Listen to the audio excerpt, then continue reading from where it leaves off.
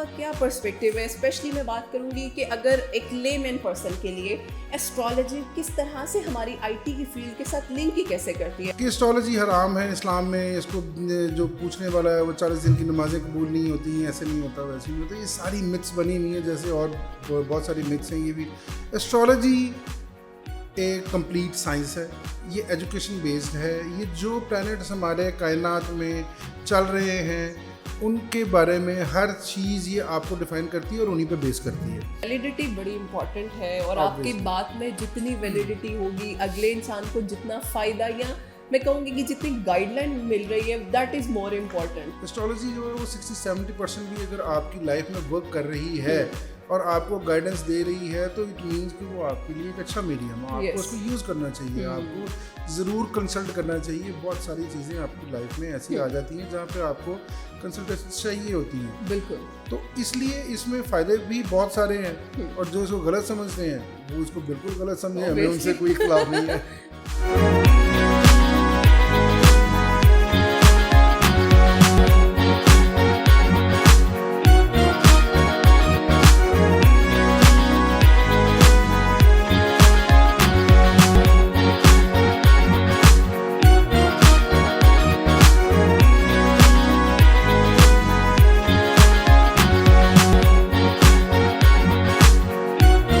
अस्सलामुअलैकुम एवरीवन, मैं हूं आपकी होस्ट मुआफ़ा मलिक। हम और आप विद PNY के एक न्यू शो के साथ। जैसा कि आप सब लोग जानते हैं, PNY ट्रेनिंग्स एक ऐसा प्लेटफॉर्म है जहां पे हम हज़ारों की तादाद में स्टूडेंट्स को डिफरेंट कोर्सेज करवाते हैं ताकि वो अपनी पर्सनल लाइफ और प्रोफेशनल लाइफ के साथ साथ अपनी फाइनेंस को भी बेहतर बना सके। जैसा कि हम सब लोग जानते हैं, आजकल का जो दौर है डिजिटलाइजेशन का दौर है। बहुत से लोग अपने स्टार्टअप स्टार्ट करें हैं, IT की तरफ जा रहे हैं, अमेज़ॉन और हर तरफ आप कह लें डिजिटलाइजेशन ही चल रही है। तो हमने सोचा आज इसी टॉपिक पे बात की जाए कि हमारा जो आने वाला वक्त है और जो करंट दौर चल रहा है, डिजिटलाइजेशन को हम किस तरह से अपडेट कर सकते हैं। और दूसरा पर्सपेक्टिव एस्ट्रोलॉजी, हम लोग बहुत कीन होते हैं भाई एस्ट्रोलॉजी अपनी पर्सनल लाइफ के बारे में जानने में। आज हमने थोड़ा सा इससे हट के बात करने की कोशिश की है कि एस्ट्रोलॉजी किस तरह से रोल प्ले करती है हमारे बिजनेस फील्ड में, IT की फील्ड में। तो इसी के लिए हमारे साथ जो गेस्ट मौजूद हैं मैं उनका इंट्रोडक्शन करवाती चलूँ। शेख अजीम हनीफ साहब हमारे साथ मौजूद हैं जो कि एस्ट्रोलॉजर भी हैं, राइटर भी हैं और उसके साथ साथ बिजनेस पर्सन भी हैं। तो हम इनसे बात करते हैं। Let's welcome sir. अस्सलाम वालेकुम सर। जी वालेकुम सलाम। ठीक ठाक अल्हम्दुलिल्लाह, आप बताइए। अल्हम्दुलिल्लाह sir, thank you so much for your time. Welcome ji. Personal readings तो हम आपसे करवाएंगे बाद में, लेकिन हम चाहते हैं पहले थोड़ा सा हम इसको IT पर्सपेक्टिव से बात करें। आपका क्या पर्सपेक्टिव है? स्पेशली मैं बात करूंगी कि अगर एक लेमैन पर्सन के लिए एस्ट्रोलॉजी किस तरह से हमारी IT की फील्ड के साथ लिंक ही कैसे करती है। मतलब एक सिंपल सी चीज़ हमारे, क्योंकि बहुत से लोग ऐसे हैं जिनको आइडिया नहीं है कि आया, हमें सिर्फ ये लगता है एस्ट्रोलॉजी सिर्फ पर्सनल रीडिंग्स के लिए होती है, हम इसको थोड़ा सा आउट ऑफ द कॉन्टेक्स्ट जाके नहीं देखना चाहते। तो इसीलिए मैं ज़रा उन लोगों के पर्सपेक्टिव से ये सवाल करना चाहती हूँ। अच्छा, सबसे पहले मैं आपको ये बात बता दूं कि एस्ट्रोलॉजी या अकल साइंसेस के बारे में हमारे यहाँ पे बहुत सारी मिसकंसेप्शंस हैं। ट्रू। कि एस्ट्रोलॉजी हराम है इस्लाम में, इसको जो पूछने वाला है वो 40 दिन की नमाजें कबूल नहीं होती हैं, ऐसे नहीं होता वैसे नहीं होता, ये सारी मिथ्स बनी हुई हैं, जैसे और बहुत सारी मिथ्स हैं। ये भी एस्ट्रोलॉजी एक कंप्लीट साइंस है, ये एजुकेशन बेस्ड है। ये जो प्लैनेट्स हमारे कायनात में चल रहे हैं उनके बारे में हर चीज़ ये आपको डिफ़ाइन करती है और उन्हीं पे बेस करती है।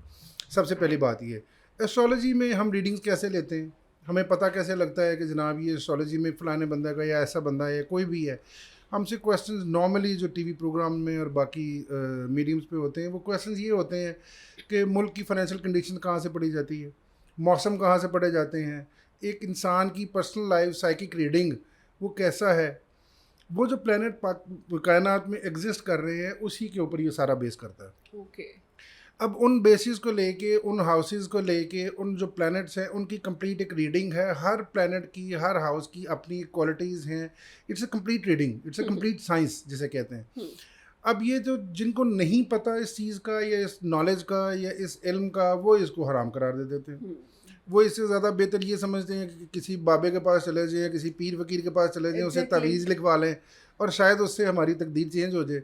कोई भी इंसान किसी दूसरे इंसान की तकदीर नहीं बदल सकता। हम भी एस्ट्रोलॉजी के थ्रू सिर्फ बता सकते हैं कि आपकी ये डेस्टिनी में होने के चांसेस हैं। ये एस्पेक्ट्स आ रहे हैं आपके लाइफ के, ये अच्छे हैं, ये पॉजिटिव हैं, ये नेगेटिव हैं। इस जो नेगेटिव टाइम है उसको आपको इस तरह यूज़ करना चाहिए, जो आपका पॉजिटिव टाइम है उसको ऐसे यूज़ करना चाहिए। उसको यूज़ कर सकते हैं, वो फिर जो क्लाइंट है, ये जो सब्जेक्ट है, वो कैसे यूज़ करता है, कैसे उस पर अमल करता है, वो उस पर डिपेंड करता है। ठीक।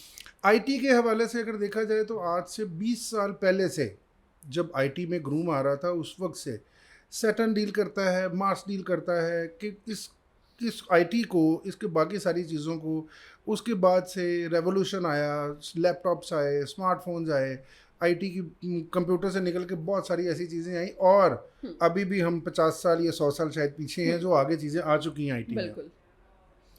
तो वो इसमें ज़रूर यूज़ हो सकता है, हम यूज़ भी करते हैं। हम सब्जेक्ट को देखते हैं या दुनिया को देखते हैं कि दुनिया में इस वक्त आईटी में as astrology point of view कि दुनिया में आईटी इतनी ग्रूम क्यों कर रही है और इसकी ज़रूरत क्या है। इसकी ज़रूरत यही है कि आगे हमें इससे काम लेना है। एस्ट्रोलॉजी भी आपको, अब हम सिंपल बता देता हूँ, पहले एस्ट्रोलॉजी होती थी पेपर्स पे, उसी का सॉफ्टवेयर बन गया। वो सॉफ्टवेयर आपको सारी चीज़ें डिफ़ाइन कर देता है कि ये जितने आपके प्लैनेट्स हैं वो किस एंगल पे बैठे हुए हैं, वो कहाँ कहाँ बैठे हुए हैं, उनकी रीडिंग्स क्या हैं, उसकी डिग्रीज़ क्या हैं। उस डिग्री से पर हम रीड करके, एक अच्छा एस्ट्रोलॉजर उसको रीड करके सारा बताता है कि ये प्लैनेट्स क्या करते हैं और इसका क्या होना चाहिए और इसकी आगे रीडिंग क्या है। तो इसलिए आईटी को अगर देखा जाए, ये बाकी चीज़ों को देखा जाए, बाकी जो नॉलेज है उसको देखा जाए, सारे मीडियम्स आपस में इंटरलिंक करते हैं और इसको ज़रूर यूज़ करना चाहिए। नेक्स्ट जनरेशन इस वक्त जो आ रही है, जो नई नस्ल आ रही है, जो हमसे आगे की आ रही है, जो 20s में है, उनको ये सारी चीज़ें एस्ट्रोलॉजी से हट के आईटी उनको क्या फ़ायदा पहुंचा सकती है। एक तो सबसे पहले बात, ऑफ एयर भी बात हो रही थी, मैं सबसे ज़्यादा मुखालिफ जो कि कोविड ने हमें दिया तोहफा, वो था वर्क फ्रॉम होम। मैं सबसे ज़्यादा मुखालिफ हूँ। वर्क फ्रॉम होम में आप अपना जब स्केड्यूल डिज़ाइन नहीं कर सकते, आप अपनी रूटीन डिज़ाइन नहीं कर सकते, आप जो आपका एक शेड्यूल है, एक बाकी सारी चीज़ें हैं, आपका वो प्लान आउट नहीं कर सकते। आप किसी जगह पे बैठ के काम करने के बाउंड नहीं हैं, आप घर से बैठ के जो मर्ज़ी कर रहे हैं, जूम मीटिंग्स हैं, बाकी सारी चीज़ें हैं, वो सारी चीज़ें आप ज़रूर करें। आईटी ने ये इंसान को, हमारी नई जनरेशन को ये फ़ायदा ज़रूर दिया, नई पुरानी सबको हमें ये फ़ायदा ज़रूर दिया है कि आप वर्क फ्रॉम होम कर सकते हैं, जूम मीटिंग्स हो रही हैं, बाकी सारी चीज़ें हो रही हैं, लेकिन आपकी लाइफ से पंक्चुअलिटी ख़त्म होती जा रही है। आपकी लाइफ से वो स्केड्यूल, वो जो आपने करना था कि 9 to 5 हो या कोई भी आवर्स हों, वर्किंग आवर्स जो हैं वो ख़त्म होते जा रहे हैं। हमारी नींद कम होती जा रही है। हमारे आईटी ने मोबाइल फ़ोन, अच्छा, सबसे बड़ी इन्वेंशन इस 2 दहाइयों में जो पिछले 20 साल में हुई है, वो है ये स्मार्टफोन।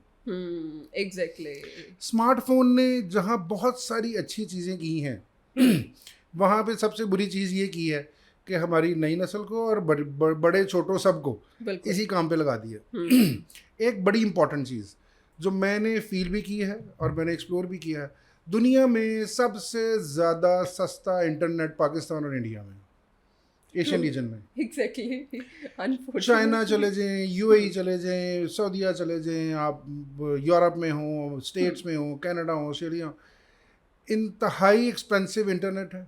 क्यों? वो अपने काम से प्यार करते हैं। मुझे तो ये लगता है कि हमें काम इसी पे लगा दिया है कि आप सिर्फ इंटरनेट यूज़ करें, इस कॉम को और कोई काम नहीं करना चाहिए। ये सिर्फ इंटरनेट यूज़ करें, ये यूट्यूब देखें, ये बाकी चीज़ें देखें, सोशल मीडिया यूज़ करें और इनका ज़हन और किसी साइड पे जाए नहीं। जिन्होंने इसको यूज़ करना है, इसको भी पॉजिटिवली यूज़ कर रहे हैं, लेकिन हमें इतने सारे मीडियम्स दे दिए हैं कि वो कहते हैं कि बस हमारे पास सिर्फ यही है। अच्छा सर, मेरा क्वेश्चन ये है कि जिस तरह से अभी आपने बात की कि ऑब्वियसली एस्ट्रोलॉजी ने बड़ा प्लस पॉइंट है कि आने वाले वक्त में आईटी बड़ा अच्छा रोल प्ले करेगी। बहुत से लोग हैं जो स्टार्टअप से पहले कंफ्यूज होते हैं। अब यहाँ पे 2 तरह से मैंने देखे हैं लोग। एक तो वो हैं जो बिना सोचे समझे इन्वेस्टमेंट कर देते हैं और स्टार्टअप स्टार्ट कर देते हैं, देन दे फेल डाउन और बड़ा मसला होता है। एक दूसरे पर्सपेक्टिव में लोग वो हैं जो एस्ट्रोलॉजी को बड़ा यहाँ पे एक प्लस पॉइंट के साथ लेकर चलते हैं कि हमें किसी से गाइडलाइन लेनी चाहिए। जो मैं इतनी बड़ी इन्वेस्टमेंट कर रहा हूँ अपनी इंटेलिजेंस लेवल पे या अपने फाइनेंस के लेवल पे, तो मुझे कोई ऐसी स्ट्रेटजी या टिप्स चाहिए होंगी ताकि मैं अपने बिजनेस को अच्छा कर सकूँ। अब वहाँ पे एस्ट्रोलॉजी किस तरह से रोल प्ले करती है? अच्छा, सबसे इम्पोर्टेंट बात यहाँ पे ये फिर दोबारा आ जाती है कि हमारा जो क्लाइंट सर्कल है ना, वो सबसे ज़्यादा 3 लोग हैं। सबसे पहले आ जाते हैं उसमें पॉलिटिशियंस, ओके, फिर आ जाते हैं बिजनेस पर्सन्स, फिर आ जाते हैं मीडिया के लोग। ओके, मीडिया पर्सन्स जितने भी हैं, जितने दोस्त हैं, जितने भाई हैं, जितने भी इसके इनके मीडिया से रिलेटेड लोग हैं, सभी कंसर्न्ड होते हैं जॉब्स के बारे में, प्रोजेक्ट्स के बारे में, बाकी सारी चीज़ों के बारे में। पॉलिटिशियंस अपनी अपनी सीट के बारे में कंसर्न होते हैं। बिजनेसमैन जो है वो लाजमी पूछता है कि इतनी बड़ी इन्वेस्टमेंट्स, मेरा क्योंकि ताल्लुक रियल एस्टेट से भी है, तो रियल एस्टेट के बहुत बड़े से बड़े टाइकॉन से लेके नीचे वाले लेवल तक जिसने भी इन्वेस्टमेंट करनी है, हमसे बहुत ज़्यादा ये क्वेश्चन होते हैं। अच्छा, उसमें ये है कि जैसे मैंने पहले बताया कि हमें सिर्फ एस्पेक्ट बताने होते हैं कि ये काम इसके लिए ठीक है, आपके लिए ठीक है, आपको ये सूट करता है। क्योंकि जब एस्ट्रोलॉजी, जब किसी का भी हॉरोस्कोप बनाते हैं ना, उस हॉरोस्कोप में सारी उसकी साइकिक रीडिंग, पर्सनालिटी एनालिसिस उसका आ जाता है, उसको क्या चीज़ें सूट करती हैं, क्या चीज़ें सूट नहीं करती, उसके लिए ट्रैवल बेस्ट है, उसको बाकी सारी चीज़ें कौन सी हैं, उसको कौन सा बिज़नेस करना चाहिए, कौन सी फील्ड उसके लिए बेहतर है, जो हमें लग रहा होता है कि ये चीज़ें ठीक है। हम उसके अकॉर्डिंगली उनको बता सकते हैं कि आपको ये चीज़ सूट करती है।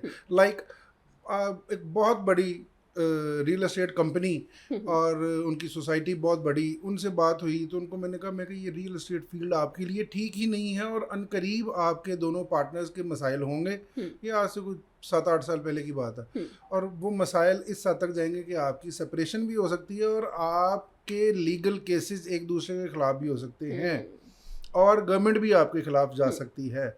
आजकल वो सीन ऐसा ही है, और वो पिछले 5 साल पहले, यानी कि जब मैंने बताया उसके 1 साल बाद से उनकी सेपरेशन हुई, बाकी सारी चीज़ें थी। उन्होंने ये कहा, वो फिर क्वेश्चन होता है कि फिर हम और क्या करें, हमने इसी से पैसे कमाए थे। उनको बताया गया कि इसको ऐसे नहीं, इसको ऐसे अगर मैनेज करेंगे तो चीज़ें ठीक हो जाएंगी।